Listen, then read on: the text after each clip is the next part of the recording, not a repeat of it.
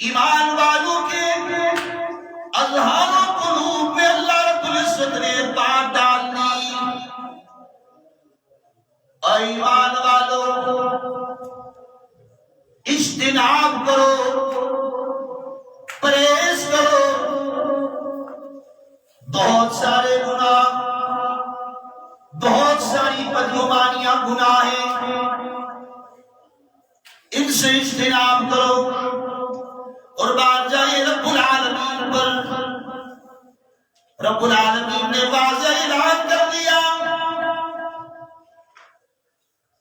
حقوق اللہ کو چاہوں تو معاف کر دوں گا.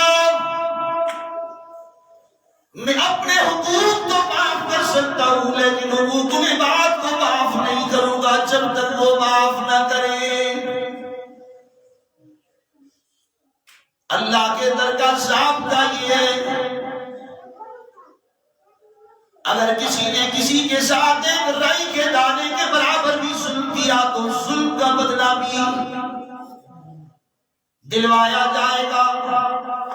اور اگر تم نے کسی کی غیبت کی، کسی کی بدگمانی کی، جب تک وہ تمہیں معاف نہیں کرے گا، رب العالمین فرماتا ہے میں بھی معاف نہیں کروں گا. بے نمازی زکوٰۃ نہیں دیتا، صدقات و خیرات نہیں کرتا، روزہ نہیں رکھتا، صاحب استطاعت ہونے کے باوجود حج نہیں کرتا، اللہ کے حقوق ادا نہیں کرتا، تو وہ رب اس پر قادر ہے کہ اسے سزا دے یا اسے معاف کر دے. قدرت رکھتا ہے، وہ چاہے اسے معاف کر دے چاہے سزا دے دے. لیکن جب حقوق العباد کی باری آتی ہے تو ہم تعالیٰ فرماتے ہیں جس کی غیبت کی ہے اس سے معافی مانگ لے، جس کے متعلق بدگمانی کی ہے اس سے معافی مانگے گا تو میں رب العالمین بھی تجھے معاف کر دوں گا. ہمارے معاشرے میں بدگمانیاں کس قدر، غیبتیں کس قدر ہے. امام ابو حنیفہ رحمۃ اللہ علیہ فرماتے ہیں اگر کسی کی بات تم نے سن لی اور 99% اس کا غلط مطلب نکل رہا ہو، اسلام کے خلاف ہے، شریعت کے خلاف ہے، لیکن ایک مطلب مثبت ہے، 99 مطلب کیا ہے، منفی ہے، اور ایک مطلب مثبت ہے. فرمایا تمہیں چاہیے کہ اس کائنات میں معاشرے میں بدبنی ختم کرنے کے لیے وہ مثبت پہلو کو لے لو، کیونکہ وہ مثبت پہلو 99 پہلوؤں پر حاوی ہے.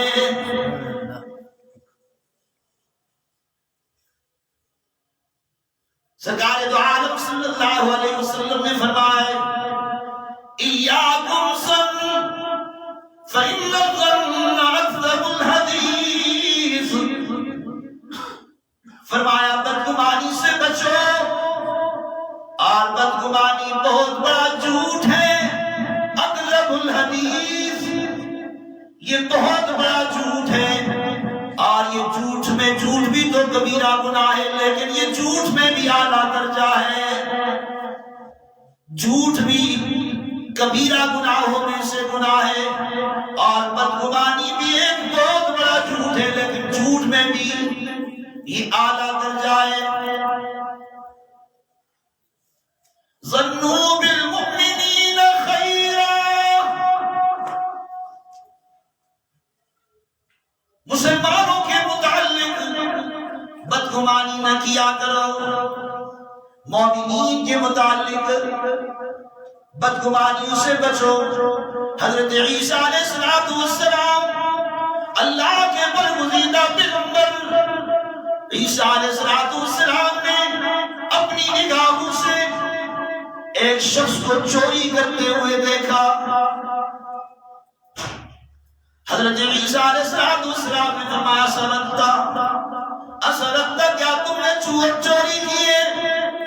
اس نے عیسیٰ علیہ السلام سے فرمایا واللہ لا واللہ، نہیں میں نے چوری، قسم اٹھا لی میں نے چوری نہیں کی. حضرت عیسیٰ علیہ السلام نے اس کی طرف دیکھا، فرمایا صدق اللہ. حضرت عیسیٰ علیہ السلام نے فرمایا اللہ سچا ہے، اللہ سچا ہے، اور اس کی بات پر اللہ سچا ہے اور میں یقین کر لیتا ہوں، اس کی بات پر میں یقین کر لیتا ہوں، کیونکہ اس نے اللہ کا نام دی، اللہ کی تعظیم کی ہے، اور اللہ کی تعظیم پر حضرت عیسیٰ علیہ السلام نے اپنے گمان کو جھٹلا دیا، نگاہوں سے دیکھا، فوراً اپنا گمان تبدیل کرتے ہوئے اپنے گمان میں یہ بات لے آئے کہ شاید یہ مال اسی کا ہو، شاید یہ مال اسی کا حق بنتا ہو، شاید یہ اپنے مال میں سے خود لے کے جا رہا ہو. قیامت بتانے والی انسانیت کو سبق دے دیا کہ ہم نے بدگمانی جب اس نے اللہ کا نام لے لیا، اللہ کا نام لے لیا، تو رب العالمین کے نام کی تعظیم یہ ہے کہ پھر اس کے نام پر جب اس کا نام سامنے آ جائے تو پھر اس کی تعظیم ہر مسلم پر واجب ہے. یہاں دو باتیں سمجھا دیں. ایک تو یہ بات سمجھائی کہ جب انہوں نے اس شخص نے اللہ کا نام لے لیا تو رب کے نام کی تعظیم یہ ہے کہ اس کی بات کو مان لو. ہمارے ہاں تو معاشرے میں اگر کوئی کسی سے جرم سرزد ہو جائے یا نہ بھی ہو تو وہ اللہ کی قسم اٹھائے تو ہمیں اس کی بات پر یقین نہیں آتا. ہمارے اندر مزید بدگمانیاں پیدا ہوتی ہیں، ہمیں یہ خیال بھی نہیں آتا کہ کائنات کے رب کا نام لیا جا رہا ہے، وہ مالک دو جہاں کا نام لیا جا رہا ہے. تو پھر جب خالق کائنات کا نام لیا جا رہا ہے تو اس کے نام کی تعظیم ہم پر واجب ہے، اس کے نام کی تعظیم ہم پر واجب ہے، اور ہمیں چاہیے کہ اس کی بات کا یقین کریں. اور دوسری بات حضرت عیسیٰ علیہ السلام نے یہ واضح کی کہ دیکھو میں نے اپنی آنکھوں سے اس کو دیکھا ہے، لیکن اس نے اللہ کا نام بھی لے لیا اور ساتھ یہ کہہ دیا میں نے چوری نہیں کی ہے، تو میں نے اپنے گمان کو تبدیل کر دیا. آج ہمارا معاشرہ ان بدگمانیوں کی وجہ سے تباہ ہو چکا ہے. گھروں کے اندر دیکھیے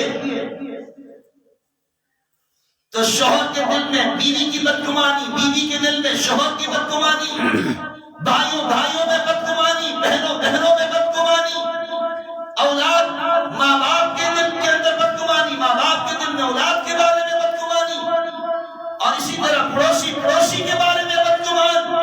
معاشرے میں ہر شخص ایک دوسرے کے بارے میں بدگمانی رکھتا ہے، اور گناہ اپنے اندر ہوتا ہے، جرم اپنے اندر ہوتا ہے، تو یہ دوسرے پر اپنا جرم فٹ کرتے ہوئے اپنے اندر یہ بدگمانی کا عنصر پیدا کرتا ہے. تو قرآن کریم نے اس سے منع فرمایا اچھا گمان رکھو، اور جب تم کسی کی بات سنو فرمایا یا ایھا الذین آمنوا ان جاءکم فاسق بنبأ فتبینوا ان تصیبوا قوما بجہالة فتصبحوا علی ما فعلتم نادمین.